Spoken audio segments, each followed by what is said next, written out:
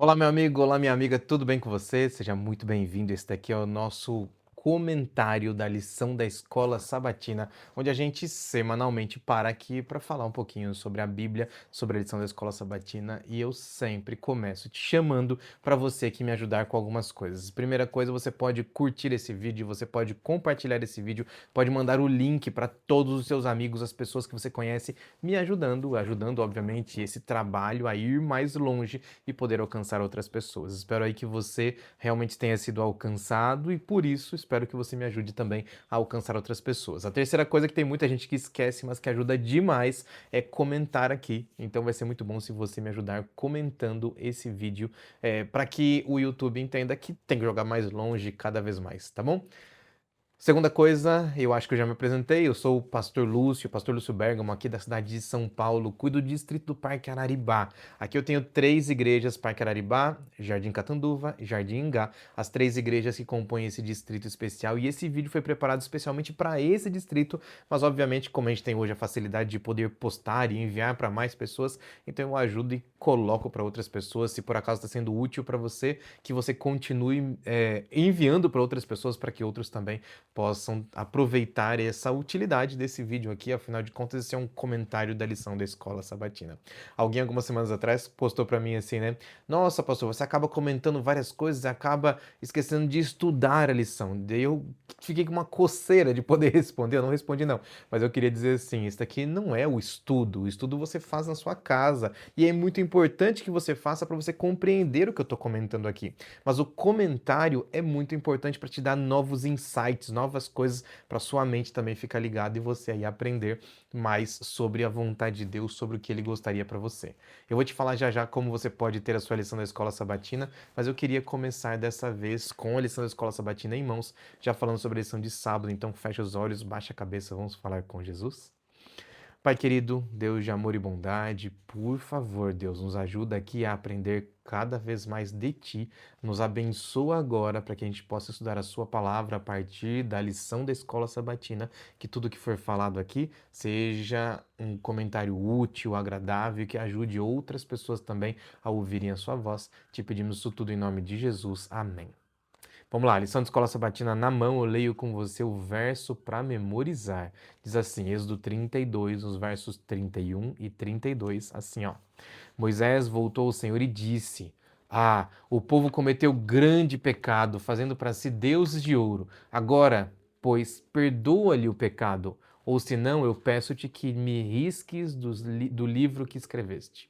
Esse livro que Moisés está citando aqui é exatamente o livro da vida. Olha só como Moisés tinha a certeza do perdão de Deus, ou como ele era, pelo menos um pouco petulante ou pedinte, porque ele disse ao Senhor: Olha só, por favor, Senhor, perdoa o povo. Ou então eu nem quero estar no céu, pode riscar meu nome aí, porque se eu for para o céu, eu quero levar as pessoas que o Senhor colocou nas minhas mãos. Algumas coisas a gente aprende aqui e várias delas são muito interessantes, né?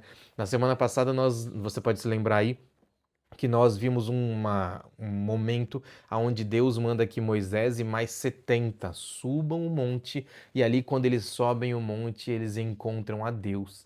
Arão estava no grupo desses 70. E ali, mesmo ele tendo visto a Deus, ele permite que aquelas coisas ruins aconteçam. Afinal de contas, nessa semana, durante essa lição da escola sabatina, nós vamos estudar sobre a apostasia e a intercessão. E é sobre isso que a gente precisa realmente crescer aqui no conhecimento. Para você poder aí ter anotado, se você não tem isso ainda, a leitura dessa semana passa ali por Êxodo no capítulo 32 e alguns outros trechos do livro de Êxodo que nos ajudam só a esclarecer um pouquinho mais esses detalhes que foram estudados aqui, tá bom?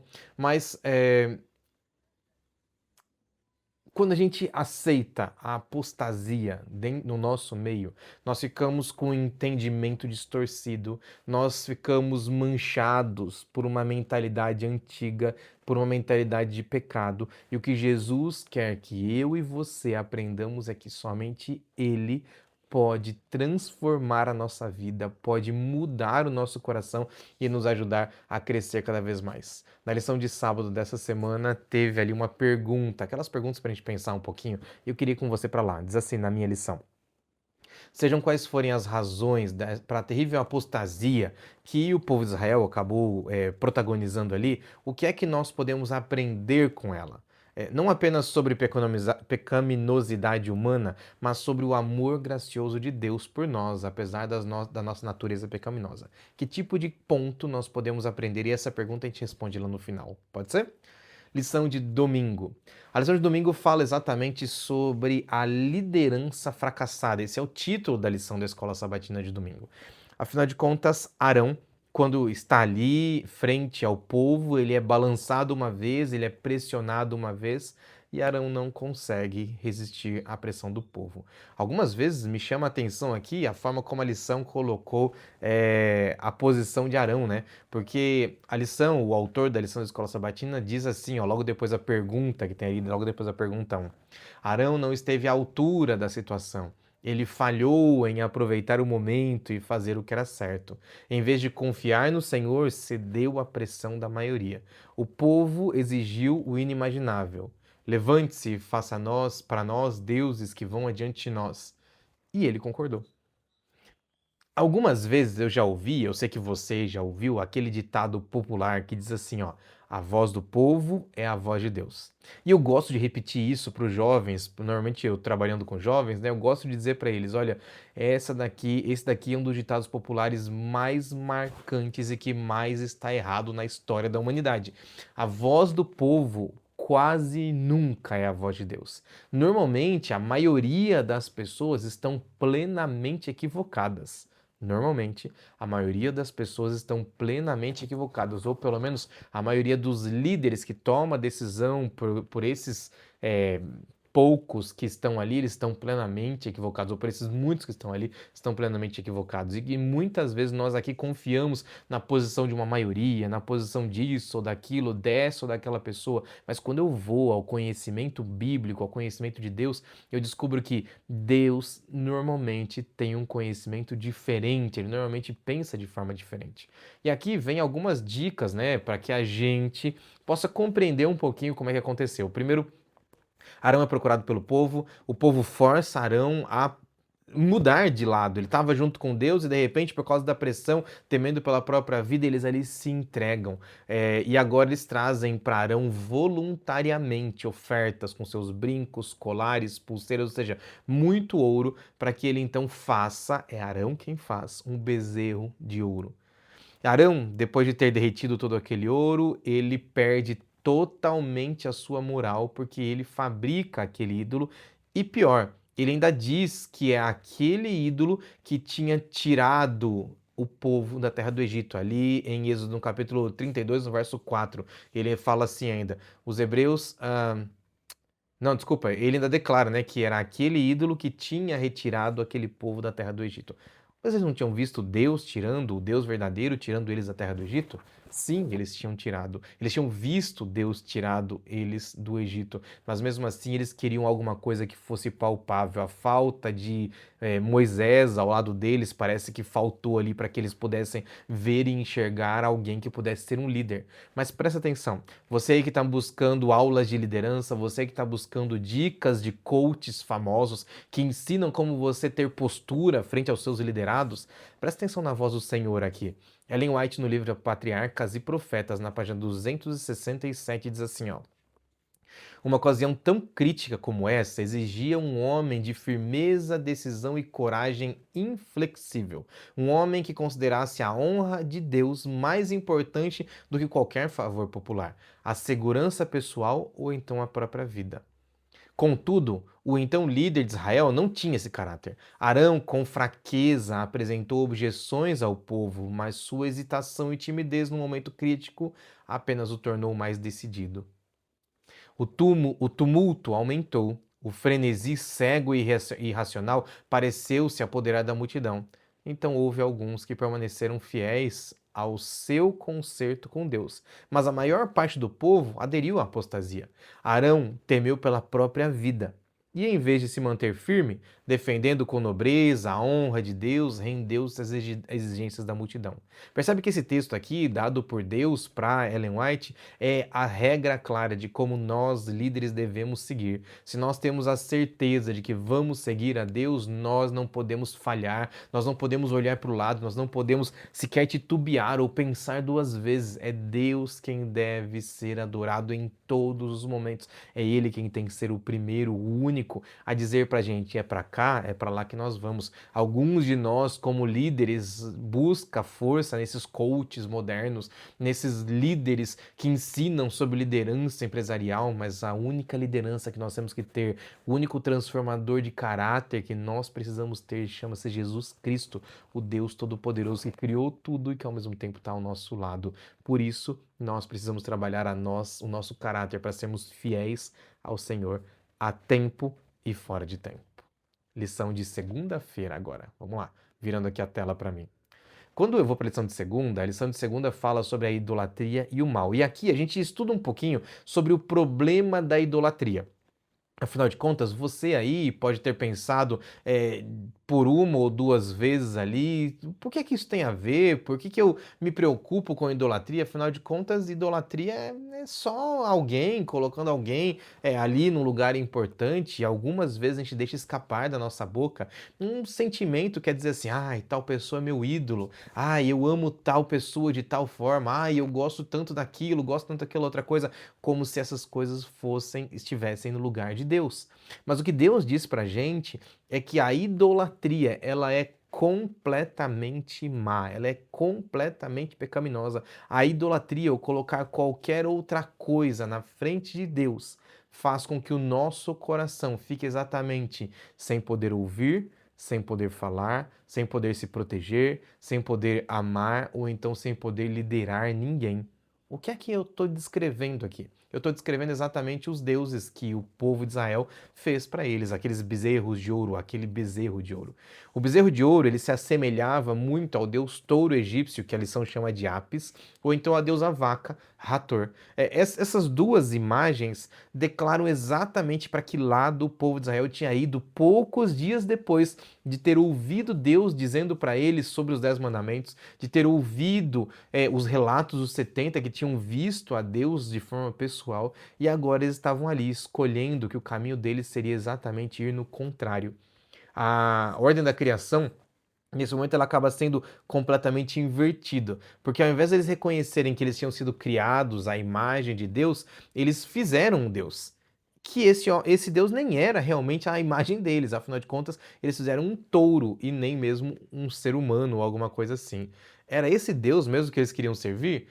Esse tipo de pecado, ele é tão grave contra o Senhor que Deus dedica os 2 primeiros mandamentos para colocar exatamente aqui. Lembra dos mandamentos de Deus? Aqueles lá de Êxodo no capítulo 20?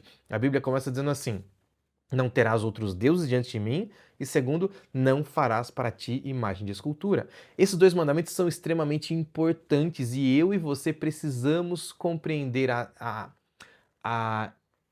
o peso desses mandamentos. Quando Deus fala assim, não tenha outro Deus diante de mim ou acima de mim, Ele está dizendo exatamente para mim e para você aqui que nós não podemos colocar nada acima do Senhor. Se a gente parasse um pouquinho para tentar fazer aqui uma lista do que é que nós colocamos na frente de Deus, nós podemos colocar qualquer coisa. A lição de terça-feira, deixa eu ver se é isso daqui. A lição de terça-feira sugere pra gente algumas das coisas que a gente coloca na frente de Deus. Eu já volto pra segunda, tá bom? A lição de terça-feira fala assim, ó: o que é que nós colocamos no lugar de Cristo pode ter diferentes formatos. Por exemplo, o orgulho, egocentrismo, o dinheiro, o poder, o sexo, a comida, a televisão, drogas, álcool, pensamentos impuros, pornografia, prazeres, trabalho, esportes, família, videogames, filmes, compras, ideologias, política, música, posição social, títulos, diplomas e assim por diante. A lista, ela praticamente não tem fim. E é exatamente sobre isso que a lição está falando. Porque quando eu coloco outro na frente de Deus, eu me coloco numa posição de querer, primeiro, ser o criador do criador. Ou seja, aquilo que eu adoro, fui eu que criei. Ou seja, eu estou numa posição totalmente equivocada. E a segunda coisa é que eu me coloco a imitar o comportamento daqueles que estão no mais vil pecado, que é brigar, contra Deus. Exatamente aqui. Lembre-se que o único que quis brigar contra Deus foi o próprio diabo. E é sobre exatamente isso, o único pecado que não tem nenhum tipo de perdão. Lembra o pecado contra o Espírito Santo? Que é quando você briga contra o Senhor e vai contra exatamente a Ele. Essa tal blasfêmia contra o Espírito Santo é exatamente você se colocar contra Deus, não ouvindo os seus apelos. E é sobre isso que a gente está falando aqui, quando a gente diz que você ou eu nos colocamos contra o Senhor. Bom, Ellen White diz que naquele momento, enquanto eles estavam ali naquela festa que eles promoveram para adorar o tal deus boi que eles tinham criado, o deus bezerro, e eles começaram a imitar alguns comportamentos. A Bíblia fala que eles pegaram uma mulher ou algumas mulheres e começaram a despi-las e fazer com elas algumas coisas que eles faziam no Egito, ou seja, as práticas, as festas da idolatria que existia lá no Egito, eles começaram a imitar, ou seja, fizeram coisas que eles não deveriam fazer perante o Senhor. De forma alguma eles deveriam imitar os comportamentos dos egípcios próximo do Senhor ou de alguma forma na vida deles, porque eles tinham sido salvos por Deus. Eles vão exatamente contra o que o Criador pediu para eles fazerem, exatamente contra o que o libertador pediu para eles fazerem, que era a entrega total. É, e eu achei muito interessante na lição de segunda-feira ainda, quando eu leio ali no último parágrafo esse trecho, diz assim, ó: os seres humanos são especialistas em fabricar os seus próprios ídolos. Eles criam seus próprios deuses, o que já é ruim o suficiente, mas depois eles vão e servem a esses deuses. O Criador é substituído por coisas que mais cedo ou mais tarde podem levá-los ao declínio moral, ou levam eles ao declínio moral. Essa semana, por causa das coisas que têm acontecido no mundo aí, eu vi um print de um vídeo onde uma pessoa está ali falando sobre alguma coisa relacionada com política. E eu achei muito interessante que, ao fundo, uma das decorações do fundo do vídeo dele, como no estúdio, como esse aqui que eu tô, existe ali, na verdade, o nome da pessoa. E eu fiquei pensando, ao estudar essa lição aqui, quantas vezes a gente não coloca nós mesmos como o ídolo que nós estamos adorando. A gente aqui que trabalha com imagem, por exemplo, que se acostuma a falar na frente de luzes específicas, na frente de uma câmera, que acostuma a se ver bastante, quantas vezes a gente não tem passado por essa dificuldade? Nós temos que brigar contra essa tendência natural de colocar o nosso próprio eu em primeiro lugar, ao invés de colocar a Deus em primeiro lugar. Da mesma forma, você aí que trabalha com alguém que é famoso, ou então você que assiste televisão simplesmente, você que está ligado em coisas relacionadas com a internet, nós muitas vezes, pela nossa própria natureza, nós acabamos levando a glória para essas pessoas que não merecem glória. O único que merece a glória irrestrita é o Senhor Jesus, aquele que criou todas as coisas. Por que isso? A Bíblia explica pra gente, aí na lição de terça-feira, estou mudando de lição, a lição de terça-feira explica pra gente o porquê é tão importante a gente prestar atenção na idolatria. E o título da lição de terça é Corrompidos pela Idolatria. Por que corrompidos pela idolatria? Em Êxodo 32, nos versos 7 e 8, Moisés está no monte e ele passou ali 40 dias junto com Deus, não é? Ao passar esses 40 dias junto com Deus, Deus o alerta: olha, desce, porque lá está acontecendo uma idolatria, as pessoas se esqueceram de mim. E Moisés então desce para ver o que o povo estava fazendo. Mas percebe, quem é que precisa identificar o que estava acontecendo? Era o próprio Deus. Por quê? Deus não permite que esse tipo de idolatria aconteça, porque quando nós tiramos a Deus do lugar que é de direito dele, nós somos corrompidos. Não dá para você adorar a idolatria ou então idolatrar a qualquer ser ou qualquer pessoa e você não estar de alguma forma corrompido. É esse tipo de caráter corrompido que Deus briga para que nós aqui não tenhamos. Ele luta para que a gente entenda no relacionamento com Ele uma transformação que não olha para a gente mesmo ou para os seres que estão aqui, mas que nós olhamos para o Deus Todo-Poderoso e aceitamos o que o Deus Todo-Poderoso fez. Percebe que essa contradição de colocar Deus no lugar, ou melhor, um Deus no lugar de Deus, é o que corrompe a gente. E tem mais uma coisa: quando a gente não coloca a Deus no lugar dele, Sabe o que acontece? É que nós começamos a colocar qualquer outra coisa no lugar de Deus. A idolatria é exatamente perigosa por isso, porque quando nós nos esquecemos de colocar ao Deus verdadeiro no lugar dele, nós começamos a planejar qualquer outro tipo de coisa para colocar no lugar de Deus. E aí, o desafio é a gente tentar entender que tipo de deuses nós estamos colocando. A gente fala isso de forma muito genérica, mas nós muitas vezes idolatramos a coisas. Nós pegamos um celular, um computador, um tablet, ou então imagens que nós vemos e nós começamos a colocá-las como mais importante do que qualquer coisa. Algumas vezes a gente briga com as pessoas por causa das nossas coisas. Nós brigamos porque alguém bateu no nosso carro, nós aqui causamos um inferno na vida do outro porque alguém danificou alguma coisa nossa. Mas percebe, quando nós estamos fazendo isso, nós estamos idolatrando a coisas, nós não estamos nos ligando ao Deus Todo-Poderoso. O chamado de Jesus é para que a gente se ligue ao Deus Todo-Poderoso. Então vamos parar um pouquinho e pensar o que é que significa colocar alguém no lugar de Deus. O ídolo, ou qualquer coisa que eu coloque como mais importante para mim do que Deus, é tudo aquilo que eu tiro Deus do trono dele e coloco no trono. Eh, Há um tempo atrás aí, vou contar uma história que eu vi aqui, tá? Há um tempo atrás aí, eu vi algumas pessoas que algum tempo atrás tinham convívio comigo, e por ocasião, né, da gente mudar de igreja para cá ou para lá, a gente não tem mais tanto convívio assim, mas eu vi que essas pessoas estavam muito viciadas ou muito afim de assistir uma peça específica aqui em São Paulo que fala sobre a história das bruxas. Isso me chamou muito a atenção, porque quando eu fico muito ligado a esse tipo de coisa ou qualquer outra coisa, eu estou tirando a Deus no lugar.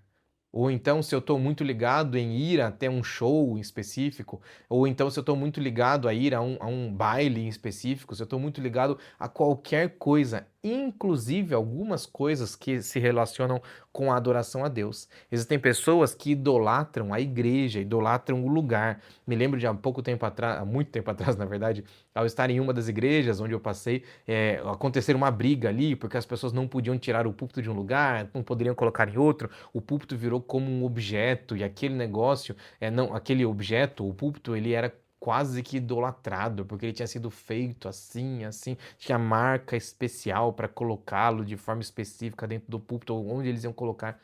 Aí isso aqui é idolatrar a Deus, ou melhor, idolatrar a outro Deus. Mas o grande problema é que nós estamos tirando a Deus do lugar dele. E dessa forma, quando isso acontece, nós estamos adorando de forma repetitiva a qualquer outro ser. E aqui vem um ponto principal. Afinal de contas, você deve se lembrar aí de Apocalipse, no capítulo 14, que fala lá sobre as três mensagens angélicas, né? Que o ponto central do final dos tempos, ou do chamado de Deus para nossa adoração a Ele no final dos tempos é: temei a Deus e dai-lhe glória, pois é chegada a hora do seu juízo. E agora vem a palavra importante que eu preciso identificar para você aqui. Porque Jesus diz assim: e adorai aquele que fez o céu, o mar, a terra e as fontes das águas. É muito importante adorar ao Senhor, é muito importante você ter em sua mente a fonte da adoração, que você esteja ligado em adorar a Deus, porque não existe outro ser que merece adoração em todo o universo, e nós aqui, como seres criados, somos convidados por Deus para adorar somente a Ele. Esse é o chamado do Senhor. É para isso que Deus te chamou e é para isso que eu e você precisamos ter a nossa vida ligada. Esquece de toda aquela lista que eu li agora há pouco, porque muitas vezes nós estamos colocando outros seres, outras coisas no lugar de Deus. Agora eu vou ler o último parágrafo que está aqui na lição de terça-feira, que também me intriga bastante. Afinal de contas, quando eu paro um pouquinho para pensar nisso, me chama bastante atenção, né?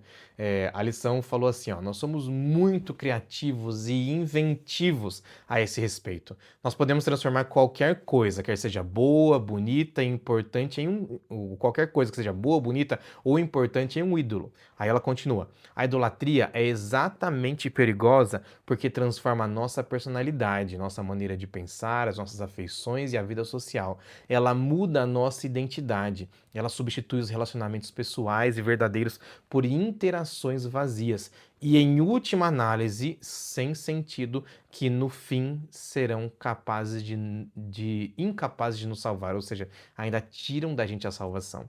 Aqui fica um alerta pra gente. Será que nós estamos colocando outros deuses no lugar de Deus? Ou será que nós estamos atentos, buscando uma forma para colocar somente o Senhor no lugar dele? Por isso, nós aqui precisamos parar um pouquinho, talvez essa lição de quarta-feira, e entender que nós não podemos ser corrompidos pela idolatria.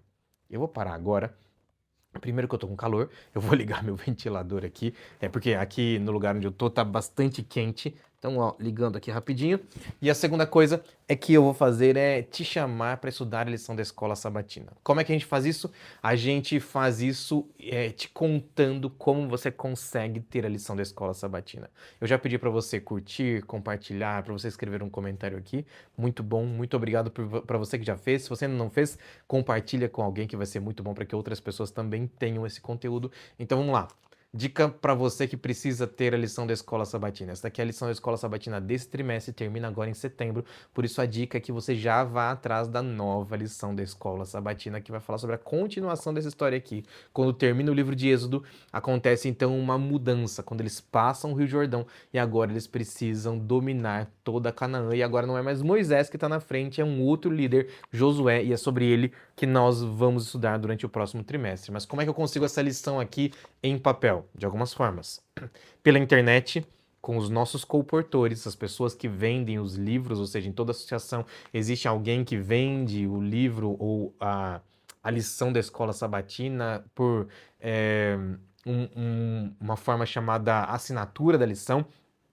Ou então, você pode encontrar uma das lojas da Casa Publicadora Brasileira e ali você compra esse livro físico aqui, essa revistinha, onde tem aqui todo o conteúdo que nós estudamos.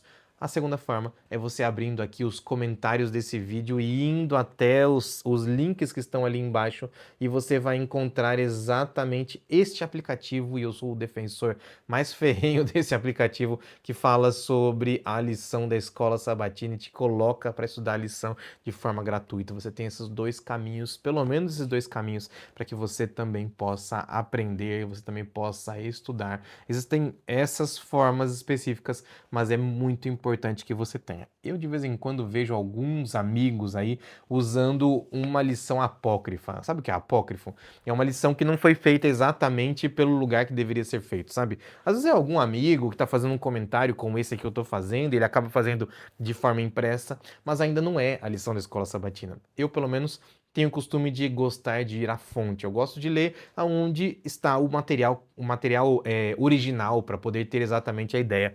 Só para você ter noção disso, agora há pouquinho um amigo me ligou aqui perguntando: pastor, o que o manual da igreja fala sobre isso, sobre aquilo e tal. Eu orientei, disse para ele: olha, o manual da igreja fala isso, isso, isso, mas vai no manual. Porque lá existe um capítulo que fala tal coisa. Se você ler esse capítulo, não é grande, você tem ali todas as regras para a gente poder lidar com essa situação. Viu só que legal? Então a gente tem como sim ir à fonte, ir ao original. Então vá à fonte, vá ao original. Você vai aprender muito mais com isso, você vai conseguir ter a mente muito mais elucidada, mais completa com esses pensamentos. Esse aqui é um chamado para você aí poder aprender mais sobre Jesus. E não esquece, tá bom? A lição da escola sabatina, ela tem vários formatos. Eu tenho aqui hoje, obviamente, a lição dos jovens e eu tenho aqui a lição dos adultos, que eu já comentei com você. Então busque a sua lição da sua idade em específico para que você possa usar essa dupla ou esse trio aqui para você também aprender mais sobre Jesus. Obviamente, a Bíblia Sagrada, junto com a sua lição da escola sabatina, é a única forma de você ir aprender mais sobre Jesus de forma tranquila e sempre estar ao lado dele, crescendo em teologia, crescendo em sabedoria, assim como é o sonho de Jesus para a nossa vida. Lição de quarta-feira? Melhor, lição de quinta-feira. Desculpa, lição de quarta-feira, vamos lá. A lição de quarta-feira, me equivoquei, mas já voltei, tá? A lição de quarta-feira tem o título de A Justa Ira de Deus. Deus se ira? Sim, a Bíblia fala pra gente que Deus se ira de várias formas e em vários momentos onde o ser humano é o culpado pela ira de Deus. Deus está irado hoje contra o pecado. E toda vez que alguém abertamente vai contra Deus e se posiciona contra o Senhor, obviamente ele se posiciona com ira. E essa ira de Deus não é uma ira de pecado, não é uma ira de mal, mas é uma ira de proteger os seus filhos, porque é somente assim que Deus se ira. Enquanto Moisés estava lá no Monte Sinai, Deus disse que ia destruir os rebeldes e que faria dos descendentes de Moisés uma grande nação. E Moisés falou assim: Não, Senhor, peraí, eu tenho um outro plano então. Na verdade é o seguinte: se o Senhor for destruir cada um deles que está lá embaixo, o povo que o Senhor mesmo separou e tirou do Egito e fez a gente fazer toda essa jornada aqui, então risca meu nome. Por que Moisés estava dizendo? Ele não estava sendo afrontoso contra Deus, mas ele estava dizendo assim: eu também faço parte do povo. Se alguém foi chamado para restauração, eu também fui chamado. Ele estava dizendo assim: olha, se o Senhor é aquele Deus que promete e cumpre as suas promessas, e Moisés então menciona alguma das promessas feitas aos patriarcas, e ele então suplica: Senhor, então tenha misericórdia quanto à nossa situação. E aí o texto, lá em Êxodo capítulo 32, no verso 14, diz assim, ó: E sucedeu que o Senhor arrependeu-se do mal que ameaçara fazer sobre o povo. O que é arrependeu-se o Senhor? O Senhor se arrepende, por acaso? Do ponto de vista humano, sim, Deus pode se arrepender, porque ele volta atrás algumas vezes, em algumas das profecias que são condicionais, mas Deus não se arrepende como a gente se arrepende. Não é que ele viu que estava fazendo uma coisa errada e agora ele voltou atrás, porque senão ia ter uma consequência grande, como a gente se arrepende. Mas Deus foi convencido por Moisés, não que ele não seria antes, mas ele foi convencido por Moisés para que ele pudesse então permitir que o perdão fosse colocado sobre aquele povo.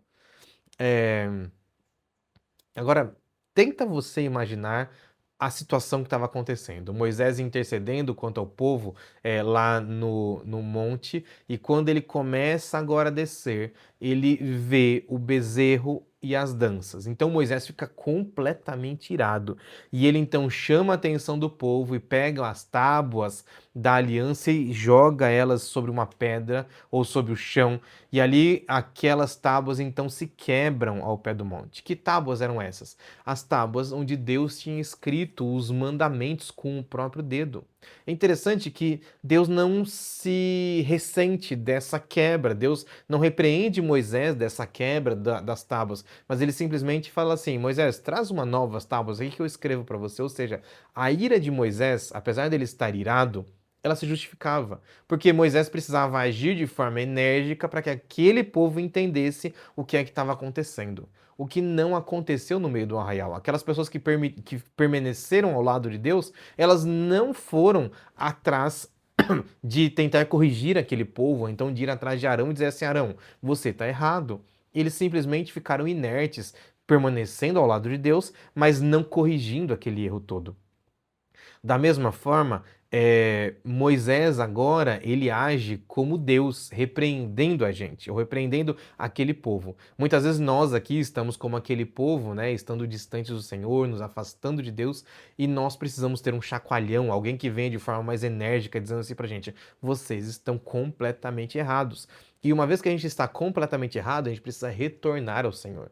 Naquele dia não aconteceu simplesmente uma briga entre Moisés e algumas pessoas do povo, mas a Bíblia fala que 3.000 pessoas morreram naquele dia. 3.000 pessoas que estavam na frente dessa grande bagunça que estava acontecendo ali. O que é que acontece e por que que Deus permitiu que outras pessoas também morressem naquele momento? Deus permite que aquilo lá acontecesse para que as pessoas que estavam ainda entregues, sem saber o que estavam fazendo, elas pudessem entender a importância daquele momento e o porquê que Deus tinha se posicionado daquele jeito. Quando nós nos afastamos de Deus, ouve bem o que eu te falar, quando nós nos afastamos de Deus, o que acontece é que nós todos estamos numa posição de morte. Deus nunca permite que a morte chegue até as pessoas que estão é, que estão a ponto de se arrepender. Não é assim que funciona. Mas Deus, ele permite que a morte alcance aquelas pessoas, nesses momentos, obviamente, né? As pessoas que não têm mais chance de arrependimento. Ou seja, que todas as oportunidades já foram dadas e elas não vão se arrepender.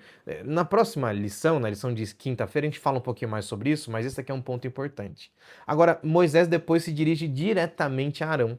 Melhor, antes, né? Ele se dirige diretamente a Arão. E quando ele chega a Arão, ele dá uma bronca em Arão e fala: Arão, por que você deixou que isso acontecesse? E Arão, então, como líder fraco que era, começa então a se justificar, né? Ah, o povo aqui era muito forte. E depois ele usa um artifício, né? Uma figura de linguagem aqui que piora ainda a situação dele.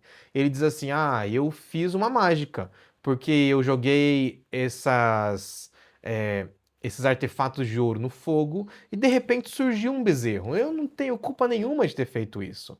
O que obviamente não aconteceu. Ele estava colocando aquela desculpa a uma arte mágica. Ele simplesmente lançou no fogo e de repente saiu o bezerro. Essa situação, obviamente, pegou muito mal para Arão. E Arão, obviamente, ele viu o tanto que ele estava errado e ele precisou se arrepender e se entregar completamente ao Senhor. Agora, é muito irônico a gente pensar nisso tudo, porque Deus já tinha dado o privilégio de muitas pessoas daquele povo de buscarem a Deus e verem o Senhor lá no monte. O que eu não tive o privilégio ainda, talvez você não tenha tido o privilégio ainda de ver o Senhor pessoalmente, o que essas pessoas tiveram todas as oportunidades para que elas pudessem continuar seguindo a Deus. Os outros povos por onde eles passavam olhavam para eles e tinham medo deles, porque o Deus deles era muito forte, mas eles não quiseram aproveitar o quanto aquele Deus forte e poderoso tinha para poder cuidar deles. Moisés, mesmo tendo ouvido cada uma dessas situações, ele não foi enganado, não. É o que a lição da Escola Sabatina fala lá no finalzinho da quarta-feira, né? Ele fala assim, ó, as consequências negativas eram evidentes e Moisés teve que interromper a rebelião imediatamente. Deixa eu te colocar numa posição um pouquinho mais de decisão aqui, pode ser? Será que eu e você não estamos sendo colocados nesse mundo para interromper as rebeliões que acontecem por aí? Não mais com força, ira iminentes ou que aparecem por aí, mas nós não fomos colocados aqui para interromper as rebeliões que acontecem no nosso lar. Afinal de contas, eu não sou o Moisés de todos os lares da terra, mas eu sou o Moisés da minha casa. Se na minha casa está existindo aqui alguma rebelião, será contra o Senhor, onde idolatria está acontecendo, está chegando aqui, será que não sou eu que tenho que me virar a favor do Senhor e louvá-lo, adorá-lo, pedindo ao Senhor perdão e retornando no caminho dele? Fica aí a pergunta para você, porque de repente a gente consegue entender que nós aqui também podemos ser como Moisés foi para aquele povo. Lição de quinta-feira. O título da lição de quinta-feira é Intercessão. E aqui me chama a atenção como é que o líder, ou melhor, o escritor dessa lição da Escola Sabatina colocou para que a gente pudesse entender o que é que Moisés fez. Porque ele faz uma coisa muito importante aqui.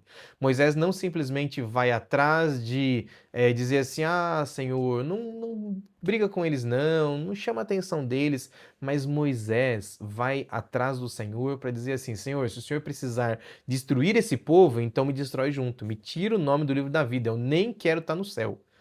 Por quê? Porque ele sabia da misericórdia de Deus. E Deus agiu de forma misericordiosa com aquele povo. Por causa da rebelião do povo de Israel, muitas coisas ruins aconteceram. Inclusive aquela morte das pessoas que eu falei, está lá em Êxodo 32, no verso 28. Mas no dia seguinte, Moisés então toma a próxima atitude.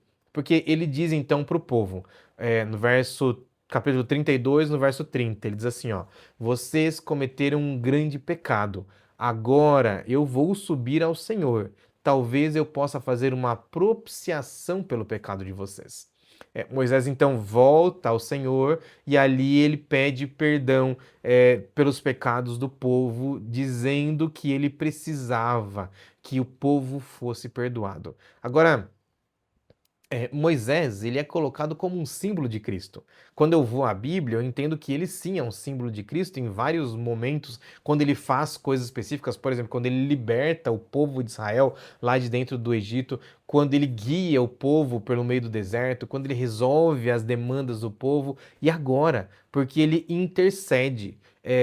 A palavra usada ali para perdoar os pecados em Êxodo 32, ela também é a mesma palavra que significa carregar ou tomar sobre. Quando você pega um saco de alguma coisa e coloca nas costas e começa a carregar aquele peso a mais em você.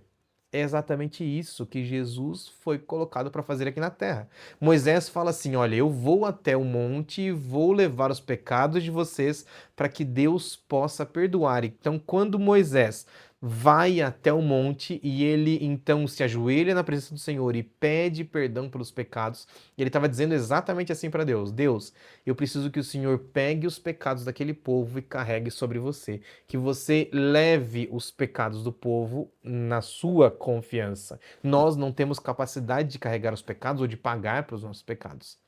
Do que é que Moisés estava falando? Ele nem sabia disso, obviamente, literalmente, mas ele entendia que o Deus Todo-Poderoso podia trazer a libertação do povo, não só do Egito, mas também daquela situação de escravidão que eles estavam vivendo ali, a escravidão da idolatria. É por isso que Moisés solicita ao Senhor. E ele não sabia exatamente como ia acontecer, mas Jesus viria depois de algum tempo e morreria no nosso lugar. Aquela palavra chamada intercessão é exatamente aquilo que Deus fez pela gente. Ele intercedeu por nós. Ele pegou os pecados e agora ele carregou sobre eles. Jesus toma o seu pecado, toma o meu pecado, toma os pecados daquele povo que estavam ali adorando aquele bezerro de ouro. E Moisés solicita ao Senhor que naquele momento, quando ele estivesse morrendo na cruz, ele também perdoasse os pecados do povo hebreu que estava ali na frente dele. Como isso ia acontecer? Jesus pode perdoar a todos, afinal de contas, ele é o Cordeiro, ele é o substituto.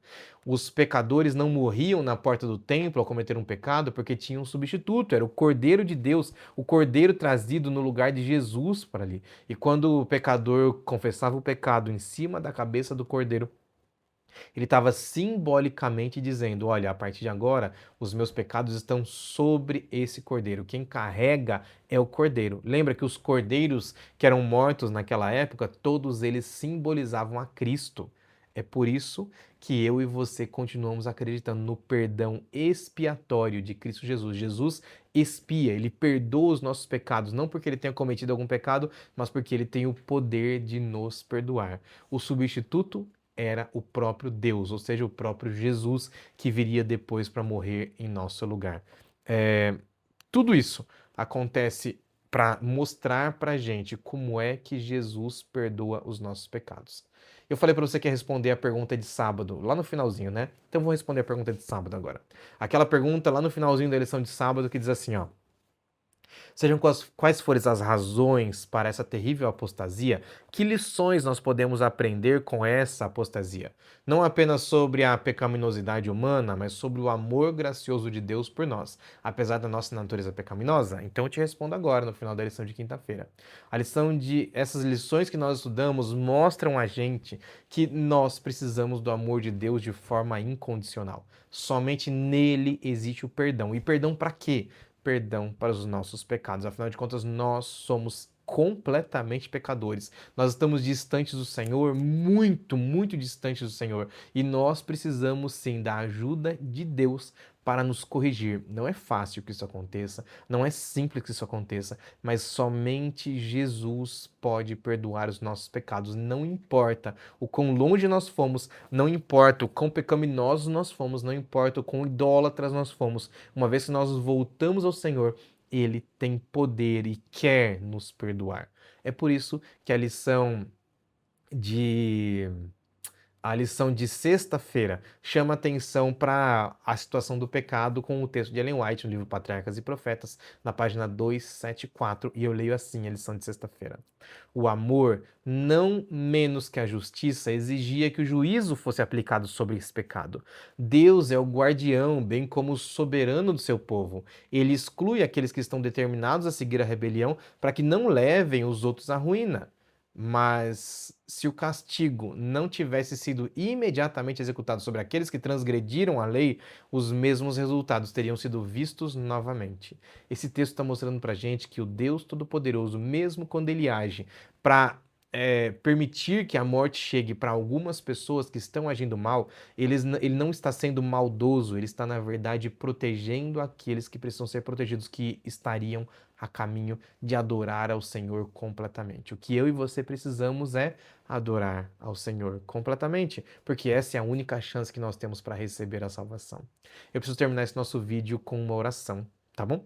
Então faz uma coisa, por favor. Feche seus olhos, baixe a cabeça, vamos falar com Jesus, agradecendo a Ele pelo grande amor dele. Vamos lá? Deus querido, Pai de amor e bondade, nós aqui te agradecemos porque o Senhor é muito bom, porque a sua misericórdia dura para sempre e que nós pudemos aqui estudar, comentar mais uma vez a lição da Escola Sabatina. Nós estamos terminando mais essa semana, a lição número 11, onde nós aprendemos mais sobre o Senhor e, por favor, Deus, nos ajuda para que a gente possa enxergar e compreender um pouco mais desse amor grandioso. Cuida da gente, nos abençoe e ajuda para que a sua graça, simplesmente a sua graça, seja derramada sobre nós, para que nós aqui possamos ser perdoados pelos nossos pecados. Te pedimos tudo isso em nome de Jesus. Amém. Que Deus abençoe você. Até semana que vem. A gente se encontra aqui. Tchau, tchau.